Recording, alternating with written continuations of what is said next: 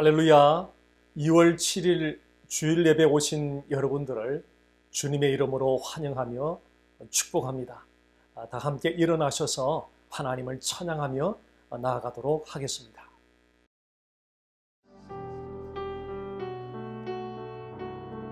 우리를 속죄하신 주님의 그 위대한 공로를 우리 간절한 마음으로 찬양합니다.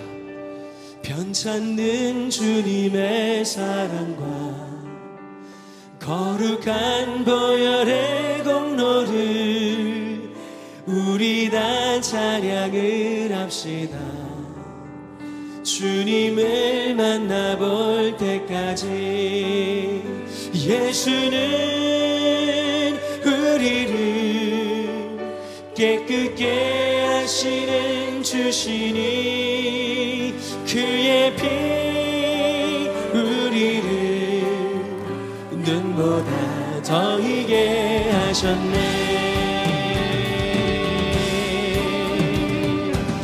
위대한 주님의 공로를 찬양합니다. 우리를 깨끗게 한 피는 무궁한 생명의 물일새 생명의 구원을 받은 자 하나님 찬양을 합시다. 예수는 우리를 깨끗게 하시는 주시니 그의 피 우리를 눈보다 더 희게 하셨네.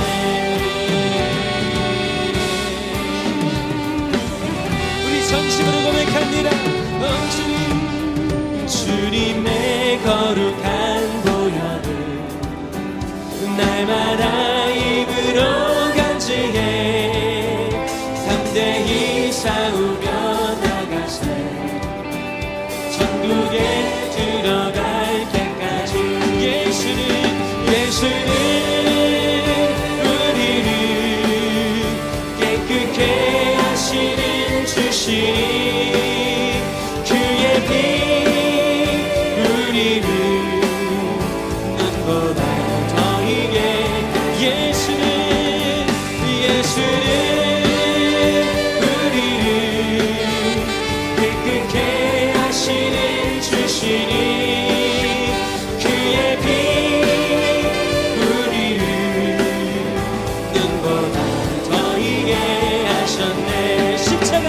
십자가 단단히 붙잡고 날마다 이기며 나가세 머리에 면류관 쓰고서 주 앞에 찬양할 때까지 예수는 우리를 깨끗게 하시는 주시니 그의 피 우리를 눈보다 더 희게 하셨네.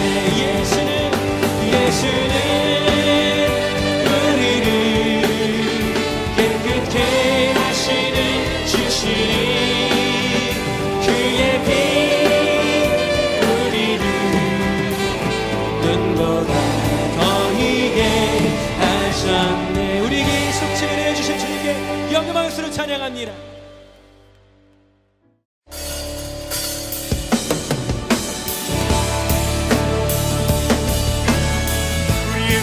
되시며 영원한 생명 되시는 예수 그리스도 이름에 함께 찬양합니다.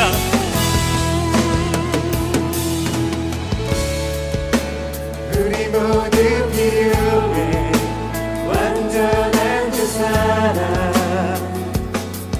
잘 베푸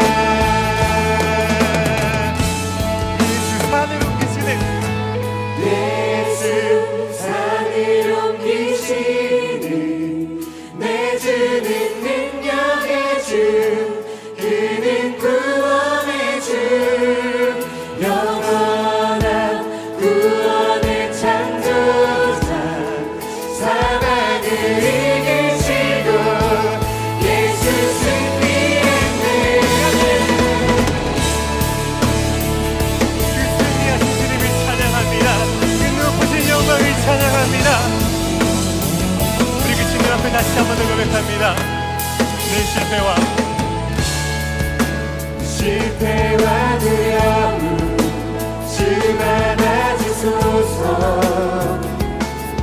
날 채워주소서. 삶을 주께 드려 온전히 주 따르리. 주께 순종해.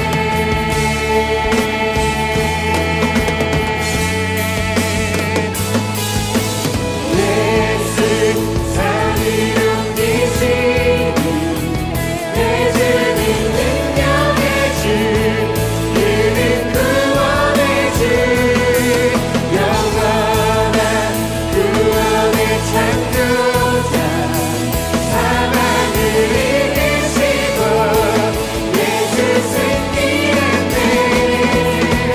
내 세상을 옮기시니 내 주는 능력의 주, 그는 구원의 주, 영원한 구원의 창조자, 사랑을 이기시고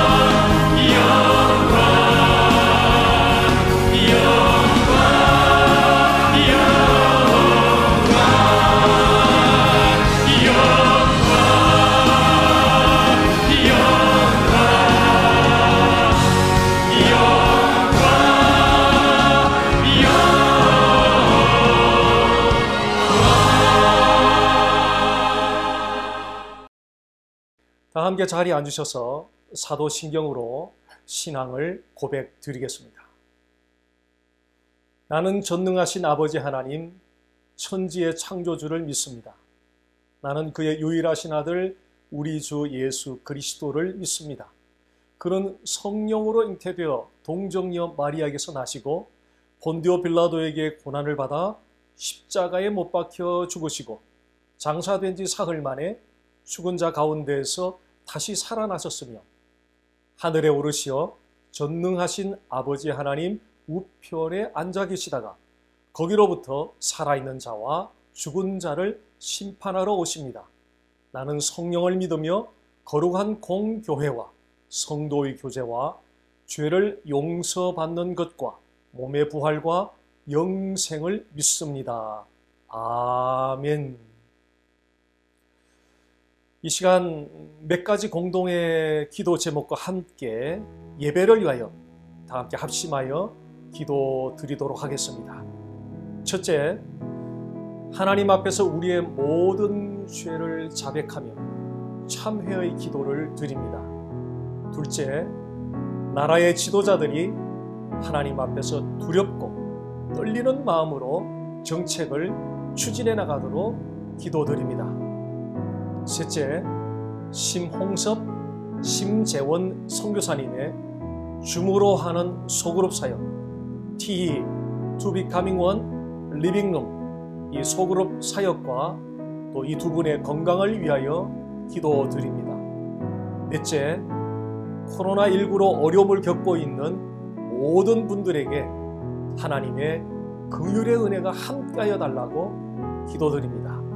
다섯째, 영과 진리로 하나님을 기쁘시게 하는 예배가 드려지도록 다 함께 합심하여 기도드리겠습니다. 살아계신 하나님 아버지, 우리의 모든 죄를 만지지 않게 참여의 기도를 드립니다. 성령님, 우리로 하여금 우리 자신의 죄를 바라볼 수 있고 깨달을 수 있고 인정할 수 있는 은혜를 더해 주시기 바랍니다. 하나님, 그리하여 정말 하나님 앞에 엎드려 애통하는 심령이 되어서 우리의 모든 죄를 진실로 자복하고 회개하고 주님, 죄가 죄입니다. 주님, 제가 잘못했습니다. 주님, 제가 부족했습니다 하고 고백하고 참으로 기도를 드리게 하여 주시기 바랍니다.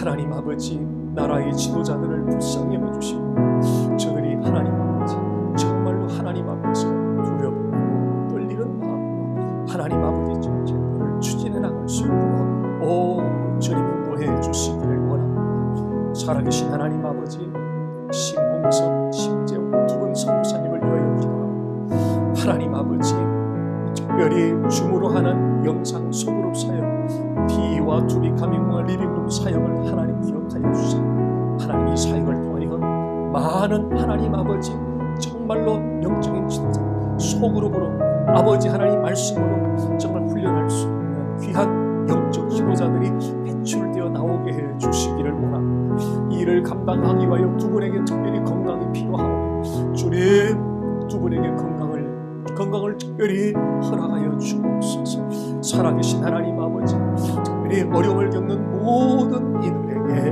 하나님 아버지 저들에게 다가가 주셔서 긍휼을 베풀어 주시고 하나님 자비를 베풀어 주시고 위로하시고 격려하시고 무엇보다도 이 어려움 중에 예수 그리스도의 복물도 확실하게 붙드는 은혜가 저들에게 있게 해 주시기를 원합니다. 하나님 아버지, 이 시간 예배하는 모든 예배자들이 영과 진리로 요 하나님을 진심으로 기쁨으로 드려지는 예배가 되도록 주여 친히 인도하여 주옵소서.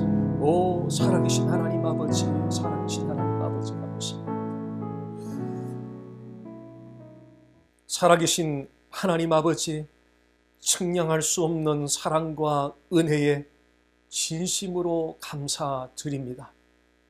팬데믹의 혼란한 상황 가운데서도 우리가 바라보아야 할 소망의 하나님이 계신다는 사실을 인식시켜 주셔서 감사드립니다.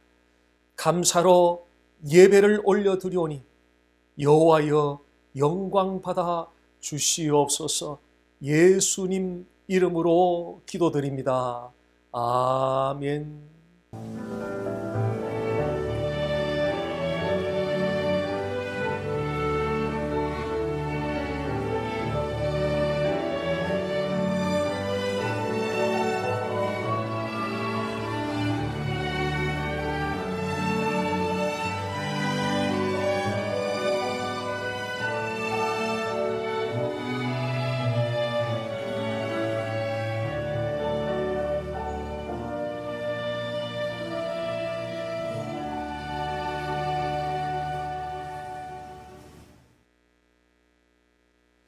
교회 소식 시간입니다. 화면을 참조해 주시기 바랍니다.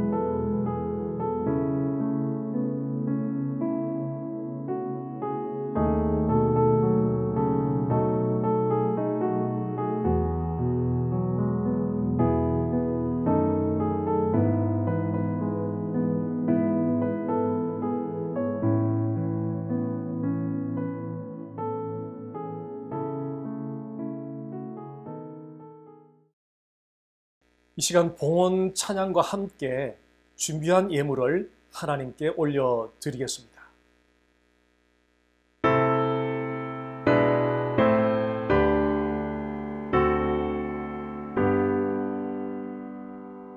모든 것이 주께로부터 왔으니 이 예물을 주께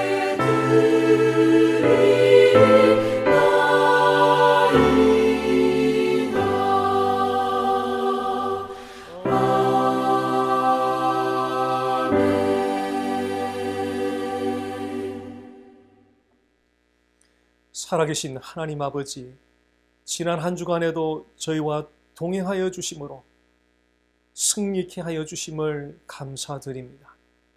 하루하루 삶의 모든 순간들이 주님의 은혜였음을 고백하며 또한 감사드립니다. 이 모든 감사를 예물에 담아서 주께 올려드리오니 기쁘시게 받아주시옵소서.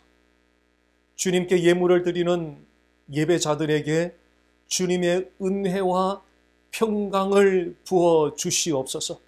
예수님 이름으로 기도드립니다. 아멘. 오늘 주시는 하나님 말씀은 히브리서 4장 12절 말씀입니다. 제가 읽어드리겠습니다.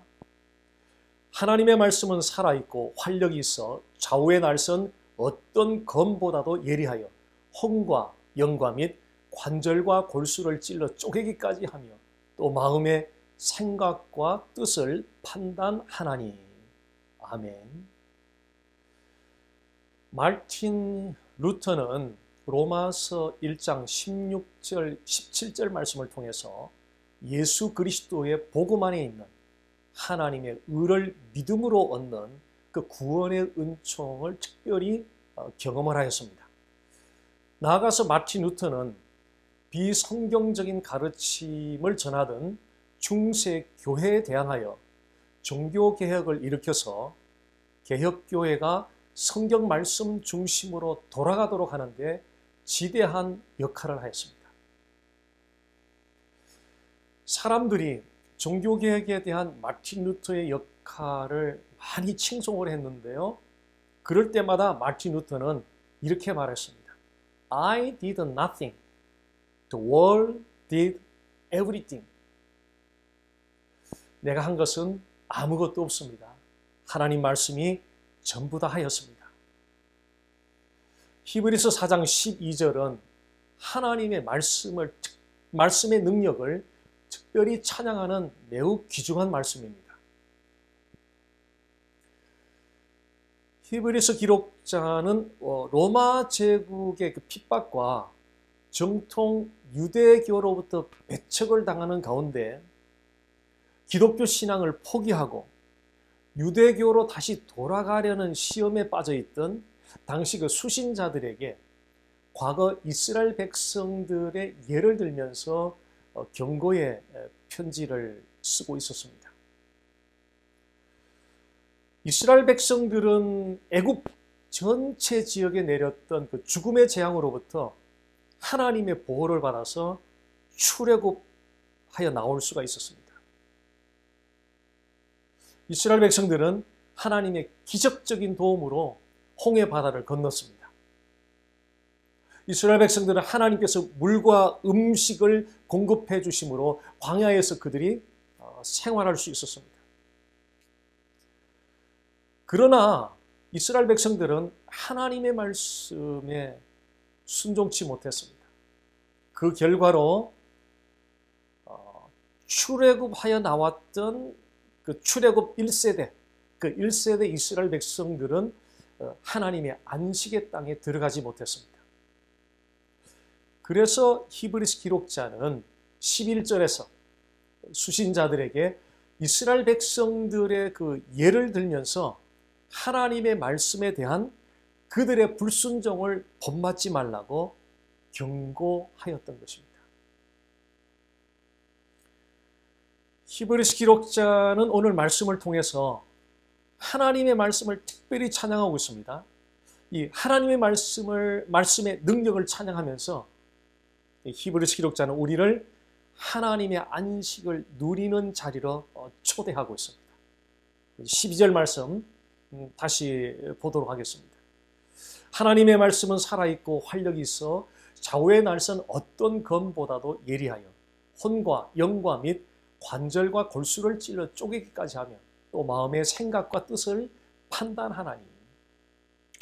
이 12절 말씀은 하나님의 말씀의 그 네 가지 능력에 대해서 특별히 찬양하고 있습니다.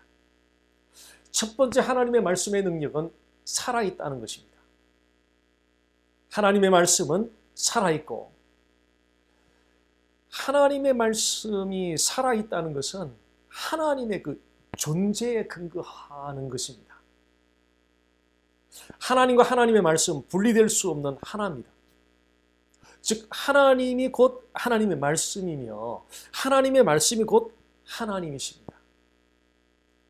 요한복음 1장 1절 말씀이 이 진리를 잘 증거해주고 있습니다. 태초에 말씀이 계시니라. 이 말씀이 하나님과 함께 계셨으니 이 말씀은 곧 하나님이시니라. 하나님의 말씀과 하나님은 하나이기 때문에 하나님의 존재와 하나님의 말씀은 언제나 하나입니다. 하나님은 영원 전부터 영원까지 살아계신 분입니다. 그러므로 하나님의 말씀도 살아있습니다. 하나님이 영원 전부터 영원까지 살아계신 분이기 때문에 하나님의 말씀, 그분의 말씀 또한 살아있습니다. 살아있다는 의미는 생명이 있다는 뜻이죠. 모든 생명의 원인은 살아계신 하나님께 있습니다. 살아계신 하나님은 그분의 살아있는 말씀을 통해서 생명을 사람들에게 나누어 줍니다. 하나님의 말씀을 통해서 생명을 공급받으면 영적으로 죽어있던 사람들이 영적으로 다시 살아나기 시작합니다. 에베소서 2장 1절은 모든 사람은 허물과 죄로 말미암아 죽었었다고 말씀하고 있습니다. 전기선이 끊어져서 전기 파워가 들어오지 않으면 우리가 어떻게 말합니까? 전기가 죽었다고 말합니다. 영적으로 죽었다는 말은 하나님과의 관계가 단절되었다는 뜻입니다. 비록 호흡을 하고 육체가 활동은 하고 있지만 죄로 말미암아 하나님과의 관계가 단절된 그 상태, 그 단절된 상태는 영적으로 보면은 죽어 있는 것입니다. 그렇게 영적으로 죽어 있는 사람들을 향한 하나님의 헤아릴 수 없는, 하나님의 헤아릴 수 없는 그 사랑, 그 사랑이 영적으로 살아나게 하는 생명을 바로 이 말씀, 하나님의 말씀을 통해서 주십니다. 오늘 저와 여러분이 이렇게 하나님을 예배드리고 있는 것은 죄로 말미암아 죽어있던 영혼이 말씀을 통해서 다시 살아난 그 결과입니다. 우리가 영적으로 죽어있을 때는 예배를 드려야 할 이유를 알지 못했습니다. 그래서 주일날 예배를 드리지 않고 지내는 것이 매우 자연스러웠습니다. 그런데 말씀을 통해서 생명을 받고 영적으로 살아난 이후에는 주일날 예배 드리지 않는 삶이 오히려 부자연스러워지게 되었습니다. 죽은 물고기는 물을 찾지 않습니다. 그러나 살아있는 물고기는 반드시 물을 찾습니다. 영적으로 죽어있는 사람은 하나님을 찾지 않습니다. 그러나 말씀을 통해서 영적으로 살아난 사람은 반드시 하나님을 찾습니다. 그래서 우리가 매 주일마다 하나님을 간절히 찾으면서 예배 앞으로 나아오고 있는 것입니다. 진정으로 하나님을 갈망함으로 예배에 나온 사람들은 영적으로 죽었다가 다시 살아난 사람들입니다. 그래서 영적으로 다시 살아난 사람들이 드리는 예배에 감격이 있습니다. 그리고 그 예배에 감사가 있습니다. 그리고 그 예배에 눈물이 있습니다. 말씀을 통해서 생명을 공급받음으로 영적으로 다시 살아나면 우리의 영적 시야에 하나님의 렌즈가 끼워집니다. 영적으로 다시 살아나기 전에는 죄의 렌즈로 세상을 바라보았습니다. 그러나 영적으로 다시 살아난 이후에는 하나님의 렌즈로 세상을 바라보면서 세상에 대하여 이전과는 다른 관점을 가지게 되었습니다. 이전에는 당연하게 생각되어지던 세상의 가치와 문화가 영적으로 다시 살아난 이후에는 낯설게 느껴지기 시작합니다. 말씀을 통하여 예수님을 인격적으로 영접한 어느 자매님으로부터 세상을 바라보는 관점이 이전과는 달라진 것을 느낀다는 그 말을 들었었습니다. 저는 그 자매님으로부터 그 말을 듣는 순간 이 자매님이 확실하게 예수님을 영접하고 확실하게 영적으로 다시 살아났구나 하는 그 확신이 들면서 하나님께 너무너무 감사했습니다. 말씀은 하나님이십니다. 하나님은 영원히 살아계신 분입니다. 동시에 하나님의 말씀도 영원히 살아있는 말씀입니다. 살아있는 하나님의 말씀을 믿음으로 받아들이면 하나님의 생명이 주어집니다. 하나님의 생명은 영적으로 죽어있던 사람을 영적으로 다시 살아나게 합니다. 영적으로 다시 살아나면 이전의 세상을 바라보던 관점과는 다른 하나님의 관점으로 세상을 바라보게 됩니다. 하나님의 관점으로 세상을 바라보면 유한한 가치에서 영원한 가치를 바라보게 됩니다. 하나님의 관점으로 세상을 바라보면 유한한 세상을 향한 투자에서 영원한 하나님 나라를 위한 투자로 바뀌게 됩니다. 하나님의 관점으로 세상을 바라보면 허무함과 절망으로 가득 찼던 인생에 대한 생각이 소망으로 가득 차게 됩니다. 하나님의 관점으로 세상을 바라보면 비전 없이 살아가던 인생이 하나님의 비전을 붙잡고 온 열정을 다해서 하루하루를 정말 소중하게 살아갑니다. 두 번째, 하나님의 말씀의 능력은 활력이 있다는 것입니다. 하나님의 말씀은 살아있고 활력이 있어. 하나님의 말씀이 활력이 있다는 말은 하나님의 말씀은 에너지의 근원으로서 하나님께서 하시고자 하는 일을 성취하신다는 뜻입니다. 이사야 선지자가 이를 잘 증거해 주었습니다. 이사야 55장 10절 11절 말씀입니다. 이는 비와 눈이 하늘로부터 내려서 그리로 되돌아가지 아니하고 땅을 적셔서 소출이 나게 하며 싹이 나게 하여 파종하는 자에게는 종자를 주며 먹는 자에게는 양식을 줌과 같이 내 입에서 나가는 말도 이와 같이 헛되이 내게로 되돌아오지 아니하고 나의 기뻐하는 뜻을 이루며 내가 보낸 일에 형통함이니라. 하나님의 말씀이 하나님의 입에서 나가서 일어나는 일을 비와 눈이 하늘로부터 내려서 땅에서 일어나는 일에 비유하여 말씀하고 있습니다. 비와 눈이 하늘로부터 내리면 땅에서 어떤 일이 일어납니까? 하늘에서 내린 비와 눈은 하늘로 다시 돌아가지 않고 땅을 적셔서 싹을 내게 하고 열매를 맺게 함으로써 사람이 먹을 양식을 제공해 줍니다. 하나님의 입에서 나가는 말씀도 같은 원리입니다. 하나님의 입에서 나간 말씀은 다시 하나님께로 되돌아가지 않고 하나님이 하시고자 하는 일을 성취해 가십니다. 이것은 우리에게 정말 놀라운 사실입니다. 우리가 하나님의 말씀을 읽고 묵상할 때 영적 에너지의 근원이 되는 하나님의 말씀이 역동적으로 활동을 하여서 우리의 삶 가운데 하나님 자신의 뜻을 성취시켜 가신다는 것입니다. 우리의 삶이 우리를 지으신 하나님의 뜻을 성취시켜 나간다는 사실보다 더 의미 있고 영광스러운 인생은 없을 것입니다.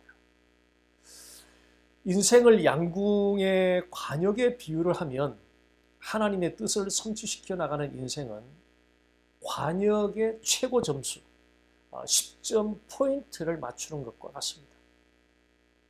다시 말하면 하나님의 뜻을 성취시켜 나가는 그 사람은 최고의 인생을 사는 사람입니다.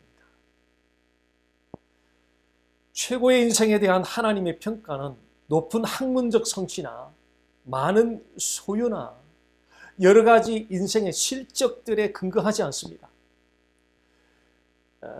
하나님이 평가하시는 그 최고의 인생은 하나님의 말씀에 대한 태도에 근거합니다. 시편 기자는 복 있는 사람은 하나님의 말씀을 주야로 묵상하는 자로서 시냇가에 심은 나무가 계절마다 열매를 맺는 것처럼 인생의 열매를 풍성하게 맺게 될 것을 말씀하였습니다.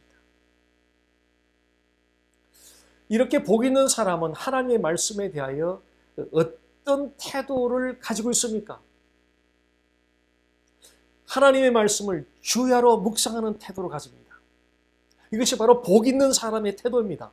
복 있는 사람은 하나님의 말씀을 주야로 묵상하는 태도를 가집니다. 하나님의 말씀을 주야로 묵상한 결과가 무엇입니까? 계절마다 풍성한 열매를 맺는 것입니다. 바로 이것이 하나님이 평가하시는 최고의 인생입니다.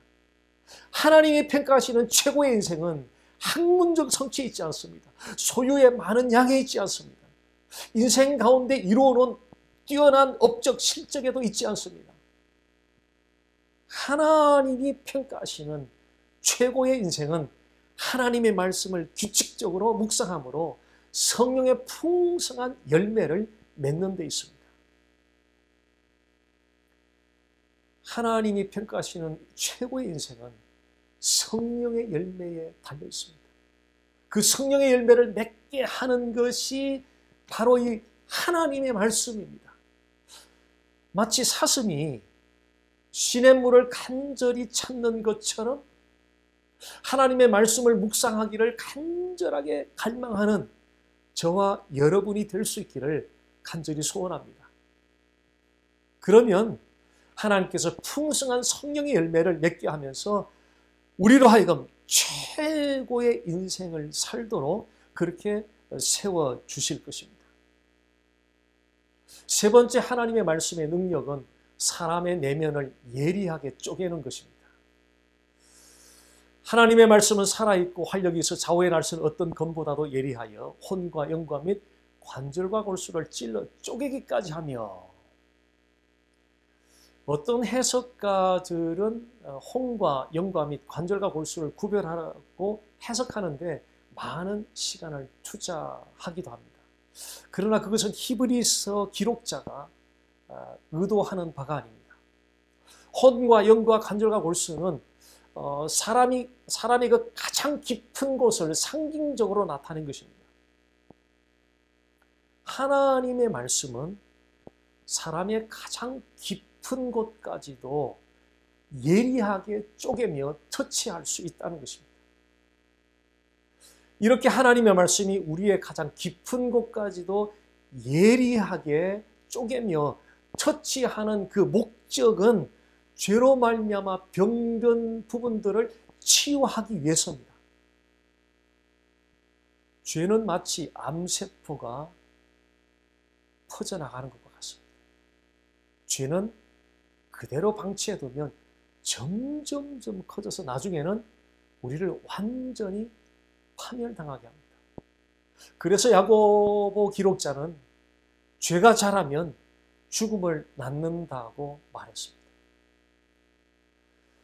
그런 죄를 만약에 처리하지 않는다면 우리는 계속적인 패배를 경험할 수밖에 없습니다. 죄는 24시간 쉬지 않고 활동하면서 호시탐탐 우리의 영혼을 무너뜨리기 위해서 공격해 오고 있습니다. 우리는 매일 죄 공격을 허용하든지 아니면 죄를 물리치든지 둘 중 하나를 선택해야 합니다. 비록 구원받은 성도라 할지라도 연약한 그 육신 속에 죄가 활동하고 있기 때문에 매일 죄와 싸워 나가야 합니다. 만약 우리가 죄와의 싸움을 소홀히 한다면 우리는 죄가 이끄는 대로 육신이 원하는 일을 계속적으로 하게 될 것입니다. 그 육신이 원하는 일이 무엇인지 기억할 수 있겠습니까? 육신이 원하는 일은 바로 죄 짓는 일입니다. 그 죄가 어떤 죄인지 우리 갈라디아서 5장 19절 21절까지 말씀을 통해서 살펴보겠습니다. 육체의 일은 분명하니 곧 음행과 더러운 것과 호색과 우상숭배와 주술과 원수 맺는 것과 분쟁과 시기와 분냄과 당짓는 것과 분열함과 이단과 투기와 술취함과 방탕함과 또 그와 같은 것들이라. 바로 이런 죄들이 우리가 죄와의 싸움을 소홀히 할 때 나타나게 된다는 것입니다. 죄는 우리 영혼이 파멸될 때까지 공격을 멈추지 않습니다. 아주 집요하게 공격해 옵니다.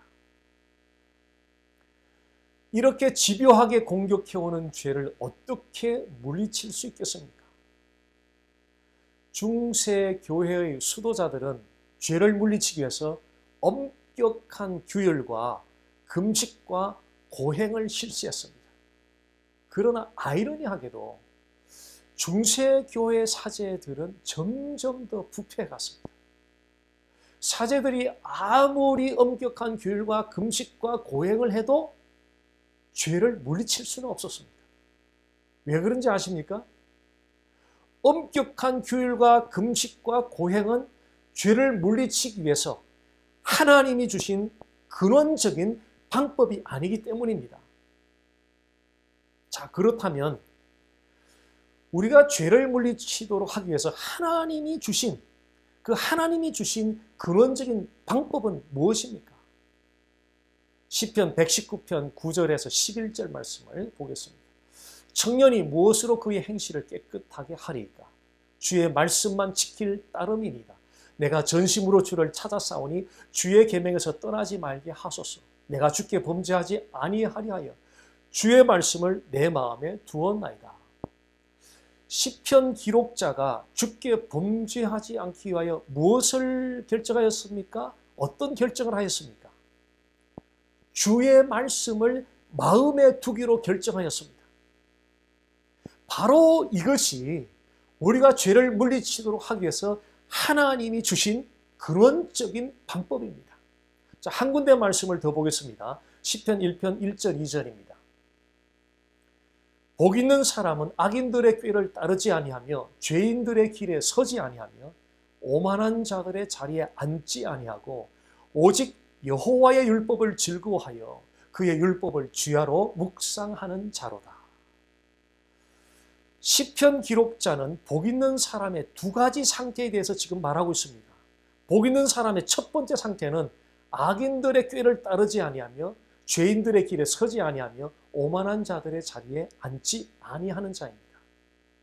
복 있는 사람의 두 번째 상태는 여호와의 율법, 즉 말씀을 주야로 묵상하는 것입니다.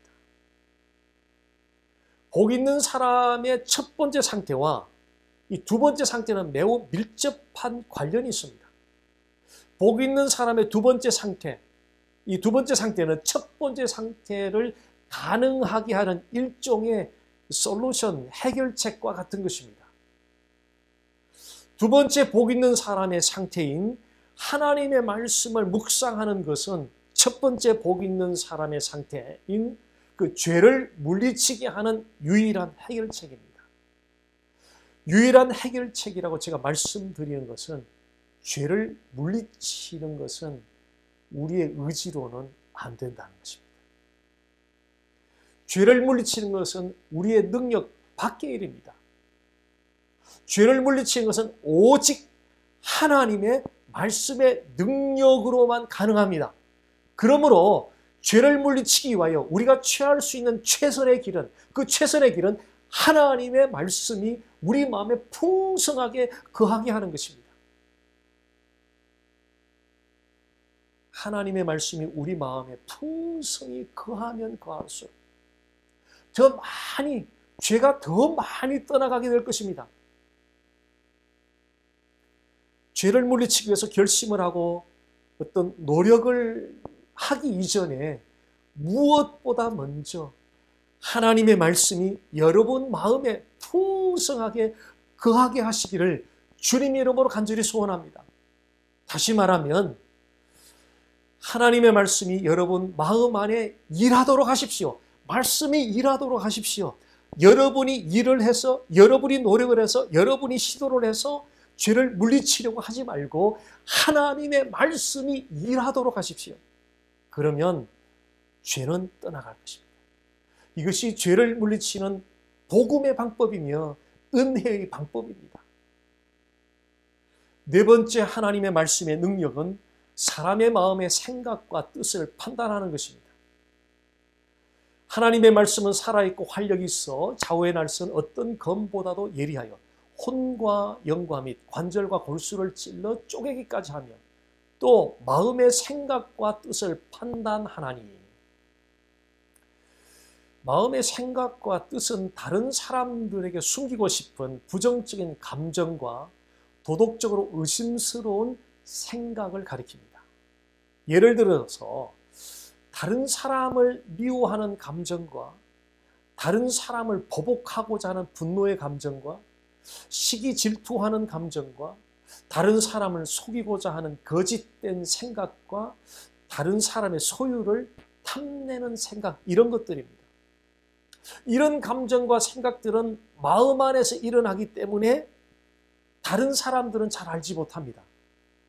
그런데 하나님의 말씀은 훤히 꿰뚫어 알고 계십니다. 하나님의 말씀은 우리의 감정과 생각이 어떻게 잘못되었는지를 정확하게 알려줍니다. 우리는 우리 자신의 얼굴에 무엇이 묻었는지 우리 스스로는 볼 수가 없습니다. 거울 앞에 섰을 때 그 거울은 우리 얼굴에 무엇이 묻었는지를 정확하게 보여줍니다. 하나님의 말씀은 거울과 같습니다. 우리가 하나님의 말씀을 묵상하기 전에는 우리의 마음의 생각과 뜻이 얼마나 잘못되었는지를 알지 못합니다. 그래서 하나님의 말씀을 묵상하지 않으면 우리 자신의 잘못된 마음의 생각과 뜻을 볼 수가 없기 때문에 우리 자신을 방어하기 위한 설명을 계속적으로 하게 됩니다. 그러나 하나님의 말씀을 묵상하면 그 말씀이 우리의 잘못된 마음의 생각과 뜻을 정확하게 보여줍니다. 우리의 잘못된 마음의 생각과 뜻을 보는 순간, 깨닫는 순간 우리 자신을 방어하기 위해서 끊임없이 변명하고 설명하던 입이 다물어지게 됩니다. 그리고 하나님 죄송합니다. 저의 잘못을 참회합니다라고 고백하게 되는 것입니다. 이 고백을 하는 순간 하나님은 우리를 가장 아름답게 보십니다. 하나님의 말씀과 상관없이 살아가는 세상의 사람들을 보십시오. 자신을 방어하고 다른 사람들을 죽이는 말들을 얼마나 많이 쏟아내고 있습니까? 이것이 하나님 말씀 밖에서 일어나는 일들입니다. 하나님 말씀 밖에서는 언제나 다른 사람들을 포인트합니다. 그러나 하나님의 말씀은 언제나 우리 자신을 포인트하게 만듭니다. 하나님의 말씀은 내가 죄인이라고 고백하게 만듭니다. 하나님의 말씀은 내가 잘못했다고 시인하고 고백하게 만듭니다.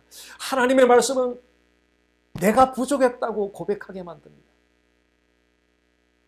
그래서 하나님의 말씀은 우리로 하여금 풍성한 성품의 열매를 맺게 합니다.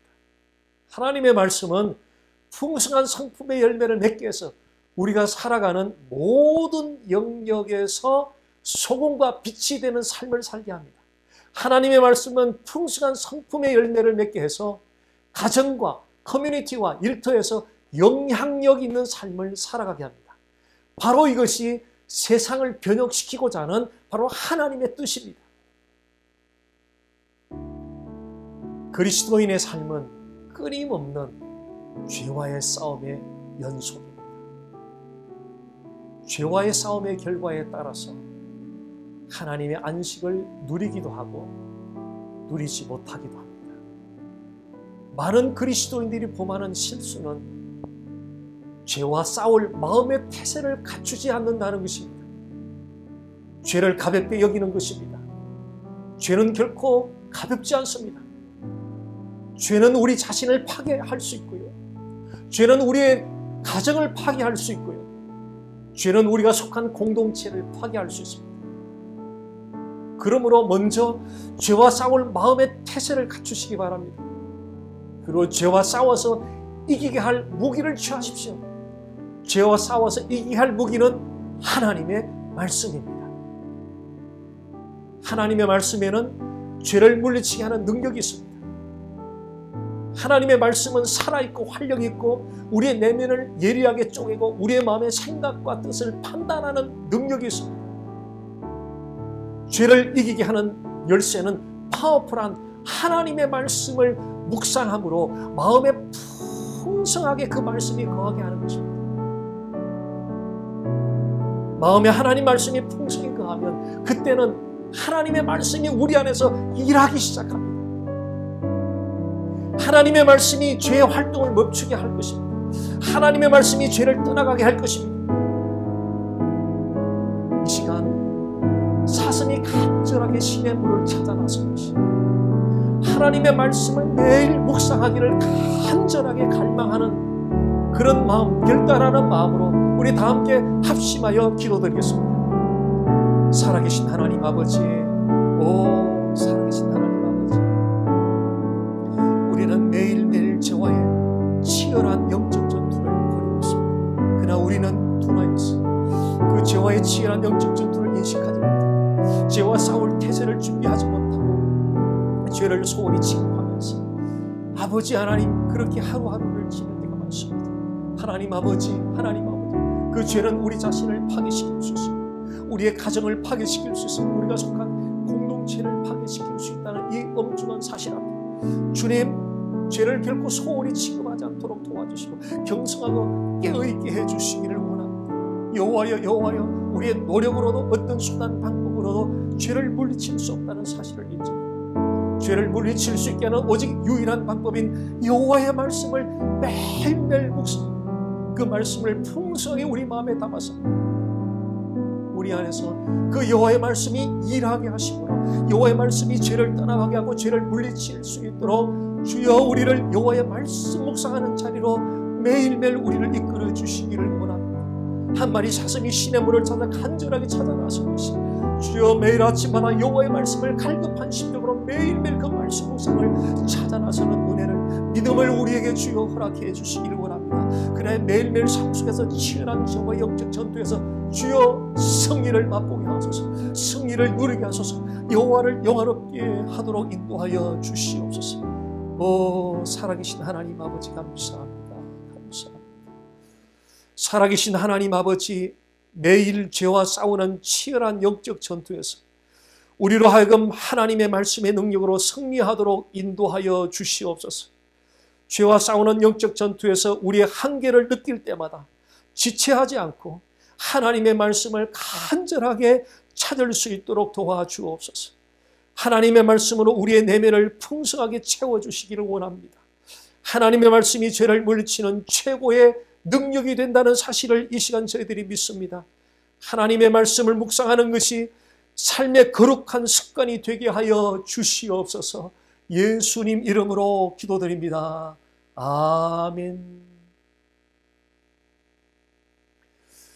다 함께 일어나셔서 주 이름 찬양을 드리신 후에 축도로 오늘 주일 예배를 모두 마치겠습니다.